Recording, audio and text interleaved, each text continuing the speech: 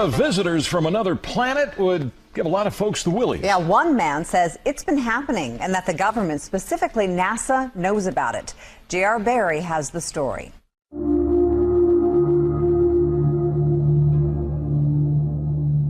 It's a question man has been asking for centuries. Are we alone? And could there really be life out there somewhere?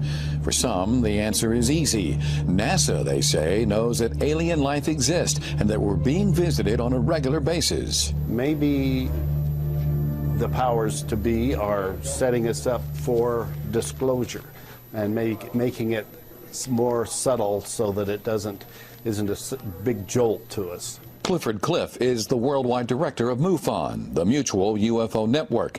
They have some 1,000 investigators. One of their latest investigations has to do with this video from January 28th of this year. A mysterious light is seen descending from the sky in Jerusalem. Multiple videos have surfaced of the supposed event. They all show the light hovering above the Dome of the Rock. After a few seconds, there appears to be some sort of energy burst. And then the light zooms away. So, is this proof positive that aliens exist, or is it nothing more than an elaborate hoax? MUFON believes NASA knows for sure. They do have a significant amount of information about the UFO phenomenon and ETs that they have not disclosed that are still there. Some of the astronauts have come forward now and are indicating that they have seen and witnessed things that were beyond their explanation. Last October, during a satellite interview with NASA Director Charlie Bolden, I asked the former astronaut if he had ever seen anything in space. JR, I must admit, everybody that goes to space wants to see an alien. Or wants to see some evidence that there is other life in our universe, and I'm no different. But I am here to report that I saw no evidence, although deep in my heart I believe that there is good potential for other life in our universe. There is no doubt we are being visited. However, one of Bolden's colleagues says otherwise. Dr. Edgar Mitchell was the sixth man to walk on the moon. He came forward years ago claiming to have proof that alien life is out there. The universe that we live in is much more wondrous, exciting, complex, and far-reaching than we were ever able to know up to this point in time. And the fact we have wondered, were we alone in the universe forever? Only in our period do we really have evidence, no, we're not alone. So what's going on here? Why the different stories from two credible NASA sources? Last month, I had the chance to catch up with the NASA director again, this time in person, and I asked him about Ed Mitchell's stunning comments. Ed Mitchell is a big believer in extraterrestrials. And as you and I talked about before, I am one who, because of my faith, I believe that there is very likely other life somewhere else in the universe. I just don't have any evidence to back that up. But Edgar is one who, contrary to my observations, actually claims to have evidence that extraterrestrials exist. Well, even the Vatican is 12 VP 113, jokingly dubbed Biden. Get it? Corey Powell's editor-at-large for Discover Magazine in studio. How you doing, Corey? VP Biden. Right on. There we go. Correct on that. Two images show you. This is the arrow obviously pointing to it. But there are three dots on here. One is red, one is green, one is blue. Right. What's significant? So this is the actual discovery image. Basically, two astronomers were looking, one little patch of sky very, very far away, looking for exactly this kind of thing. Stars don't move. Planets or anything that's like a planet does. So this is color-coded. This is what they saw on different nights. They're looking for one thing moving. They color-coded it to show that all these stars are staying still. This thing is moving, and the way it's moving... So this is just one... It's one object, color-coded. Is Pluto on this?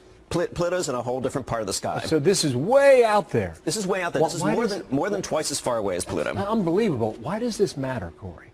Well, there are two ways you can look at it. I think I look at it first of all as an exploration question. That we know where we are on Earth. We've mapped our planet.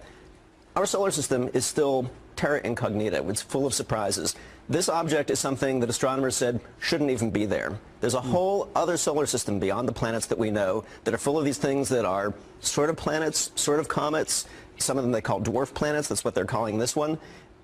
What we're seeing is, we're seeing our neighborhood. We're seeing what's around us. And then the second part is we're seeing where we came from. Go back to the other image, you guys, and we'll show, because we're over here on the left, right? That's right. So we're over here. Okay. There's Pluto's out here. Yeah. And this thing called Maki is way out here. That's right. So that's another dwarf planet. If you want to find out where VP 113 or Biden is located, keep walking about another 30 feet that way. Wow. We can see that far. And this is the closest it gets this time. When it really gets cooking, it's 15 times as far away as Pluto. That's incredible. Takes 4,300 years to go around the sun. I don't know how you know that, but I trust you. What is a dwarf planet? So a dwarf planet, the fact that you hear weird terms like that is actually scientists saying there are things out there we don't really understand. It's a dwarf planet is kind of a catch-all term for something. It's round like a planet. It sort of looks like a planet, but it doesn't orbit in a regular way like all the planets that we knew growing up. Would this be part of our solar system? So it's part of our solar system. Would it be outside? It's a whole new zone. They're calling it the inner Oort cloud. You don't really need to know that. All you need to know is there really are these two solar systems. There's the solar system with the classical planets, and then there's this whole other zone that we haven't explored. And now they're saying because of how this new dwarf planet moves, that there may actually be an even bigger planet, something bigger than the Earth. I guess that's the point I was going to, because you study this all the time. Is that why it's so significant? Because there's more beyond that? There's more beyond that, and then there's more beyond that. I mean, I think what we're seeing is, you know, if you watch the show Cosmos, I've been kind of glued to that. And in the last episode, they were talking about the discovery of comets and the discovery of our place in the solar system. We're still learning that. We're still learning this right now, and there's still. All right. Yeah. Just like you're out of space, I'm out of time. But this, this is where we came from. This is why we're here. Oceans, continents, air, Thank you, us. Corey. It's all part of that. You got it, man. Good to have you back. Ingenuity, huge amounts of computing power, and then hours and hours, months of discussions with colleagues and poring over the data to validate the results. Thank you. I realize you're focusing on near-Earth asteroids today, but there's been so much talk about the potential for finding a Planet X or some sort of large body through the WISE survey. Can you comment on any status on that sort of search, or maybe even reassure people that Planet X isn't coming to get them next year? Yes, this is Amy Meinzer. I'm happy to answer this one. Planet X is not coming to get us. But we are looking to see if there are any other bodies in the outer part of the solar system with the WISE data. This is a very natural project for WISE. And so we're still working on it right now. We've obviously just returned a huge amount of data from the telescope that's going to take us a long time to sort through.